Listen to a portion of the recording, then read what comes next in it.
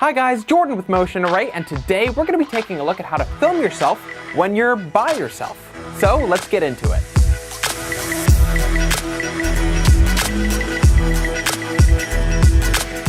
So believe it or not, here at Motion Array, I actually do most of these videos here by myself. No crew around, no assistants, it's just me. And as these sorts of videos become more of the standard in marketing and independent promotion, chances are you're going to find yourself in this sort of a situation, either sitting or standing in front of a camera filming yourself. So today we're going to be going over some of the best practices to filming yourself by yourself. So let's start it off with location. So the first question is, where do you film? While technically you could film anywhere your heart desires, there's a couple of things to keep in mind: appearance, sound, and privacy. One of the first things when people think about where to film is how that location will appear on camera, and that's really important.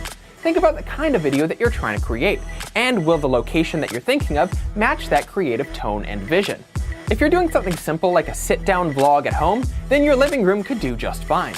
But if you're doing a corporate video for a business that's more of a suit and tie kind of place, you're going to want to come up with a location that says business, like a boardroom or an open concept building that feels big and professional. For us, it's just this wall with sound dampening panels. There's no new setup from video to video, there's no chance of somebody barging in and interrupting, and the sound quality isn't too shabby. And you can see how it satisfies those last two categories, sound and privacy, and they pretty much go hand in hand. When you think about it, it's going to be really hard to actually clearly hear your lines when you have other people talking right beside you. And you're also going to feel really self-conscious if you're thinking about what those people think right over there.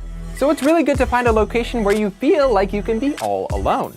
Now that you've found your location, the next step is setup.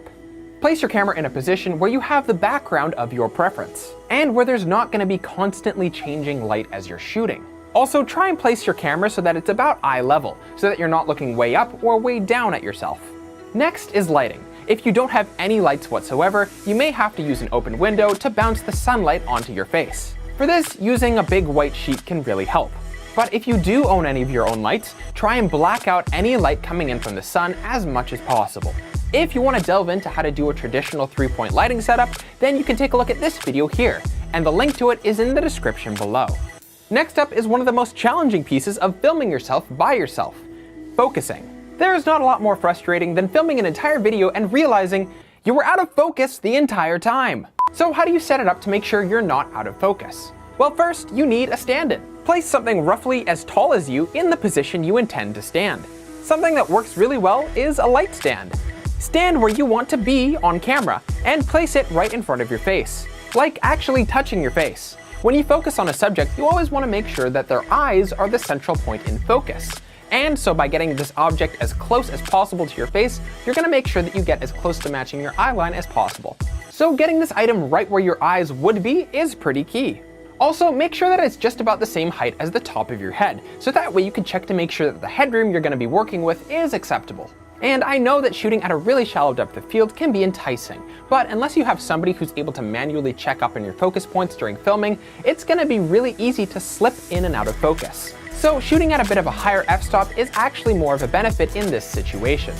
Now keep the camera in place and go over to your camera and focus the stand-in object. Most cameras have the ability to either zoom in and check the focus more accurately, or come with a form of focus peaking, so that you can see when your subject is tack sharp. This is also a really great moment to make sure that your camera or lens's autofocus features are turned off, just so that in case you end up hitting any buttons, you don't accidentally get the camera to refocus on its own, messing up all of the work you just did. Now that you've done that, grab some tape or an object that's really difficult to move, and use it to mark where you want to stand. This way, if you ever need to leave the frame again, you can easily move around and then you know exactly where your feet are supposed to be planted again. Now that you're in focus and you have a marker placed so you know exactly where you're supposed to come back to, it's time to get some good, clear, crisp audio. And it's hard to beat a good old-fashioned lavalier microphone. Shotgun mics are great, but unless you have somebody who's constantly monitoring the audio, it's hard to tell if you're dipping in or out of the location that the audio is going to be best picked up with the shotgun microphone, because they're so directional to where your actual mouth is. But if you're using a lavalier microphone, that's going to be able to go wherever you go and pick up really good, clear audio.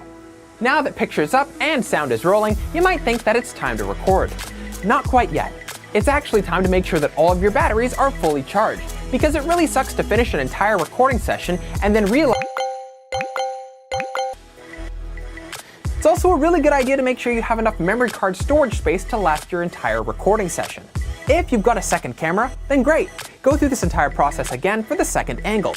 But if you've only got the one camera, then you might think that it's going to be tough to edit, because you're going to need B-roll in between every single cut. But if you shoot at a higher resolution, like 4K for example, then you can actually get away with a bit of a cheat. If you find yourself with a jump cut situation in editing, you can actually just zoom in to manufacture a second angle. And as long as you're not facing a completely different direction than you were before, you can actually get away with it without it looking weird. So now with all of that, you're finally able to hit the record button and start your first take. Just don't go for very long, because you're going to want to check and make sure that everything is working properly. We just blazed through a lot of different parameters, and if any one of them isn't working properly, you want to know right off the bat before you go through the entire process of a recording session. So jump onto your camera, take out the memory card, plug it into your computer, and check to make sure that your visuals and audio are coming across right. Now that you've done your tests, take the memory card, put it back in your camera, and you're ready to start your recording session. But this can be the most challenging part for some people, because it can be really uncomfortable to be on camera. So here's a couple suggestions to help you out. Make everything that you do way bigger than you think is necessary. This is because when you're first starting to record yourself on camera, chances are you're gonna feel like you're being big and expressive, but you're actually coming across more like this. Hi, I'm Jordan and I work with MotionArray.com, and today we're going to be going. It's really boring. For most people, making yourself really overdo it is way better than underdoing it. And chances are, when you overexpress yourself, it's actually going to come out looking a little bit more normal. Next up, how do you memorize all of your lines? Well, full transparency, I actually never do. There's two different scenarios that will come up from time to time with these sorts of videos. If it's a topic that I feel really comfortable with, sometimes I'll just go off the cuff and make sure to hit some key points along the way. But for most of what I do, it's just looking at my computer screen or my phone periodically and just working everything in chunks. I'm just going through everything in order, memorizing each new paragraph as it comes up in sequence. And I'll go over each paragraph over and over and over again. And once I finally get a good take, I'll just move on, keeping the camera rolling the entire time. But there's also another piece that I always do in advance. I go through my scripts from start to finish, and I label if there's anywhere that I really know that I want to have B-roll. If I'm convinced that I'm going to be having B-roll playing over top of whatever I'm saying, then I don't actually need to have that portion of the script memorized. I can just literally read it right off of my phone, and no one will ever know the difference. But after a lot of trial and error, you'll find yourself settling into a bit of a rhythm, and hopefully you can start to have a lot of fun with the process as well. And guys, that's just been a few tips to filming yourself by yourself. I hope that you guys found this video helpful. If you did, feel free to check out all of our other awesome tutorials here at MotionArray.com. Thank you so much for watching, and I can't wait to see you in the next video.